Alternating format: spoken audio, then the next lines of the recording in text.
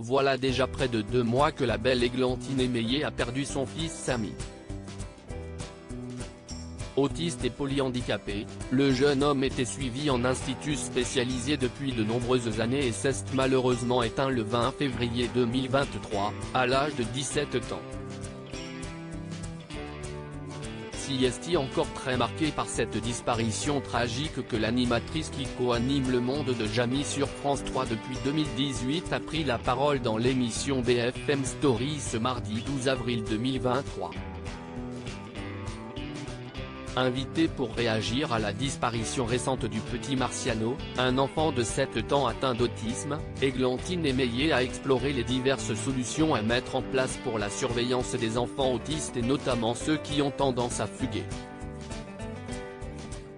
Très investie dans la cause depuis le diagnostic de son fils Samy, dès la naissance, la jolie brune a tenu à témoigner tout son soutien auprès des parents du petit garçon. Olivier Truchot et Alain Marchal ont ensuite interrogé la présentatrice de 49 ans sur le décès de son fils Samy. Et si est avec beaucoup d'émotion qu'elle a accepté de faire quelques confidences. Continuer le combat est nécessaire pour les autres familles et pour moi aussi, pour donner un sens à tout ça.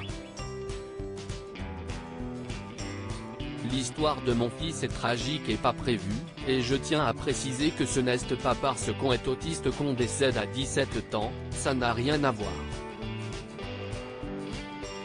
Samy a fait un trouble très particulier, un accident vasculaire dans la moelle épinière.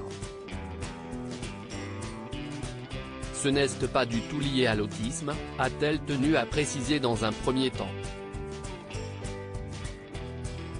En tant que maman si est difficile si la douleur est encore beaucoup trop vive pour parler pleinement d'un soulagement, Églantine Émeillé est bien consciente que la vie de son fils n'était pas tenable.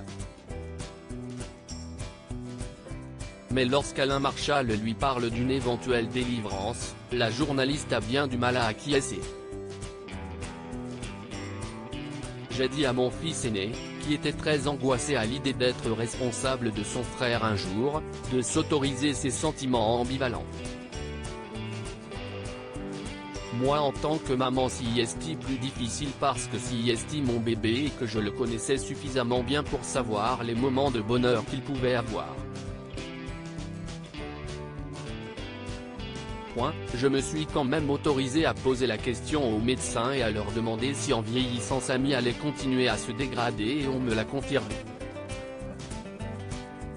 Dans cet état de handicap, le corps s'use, il se fatigue.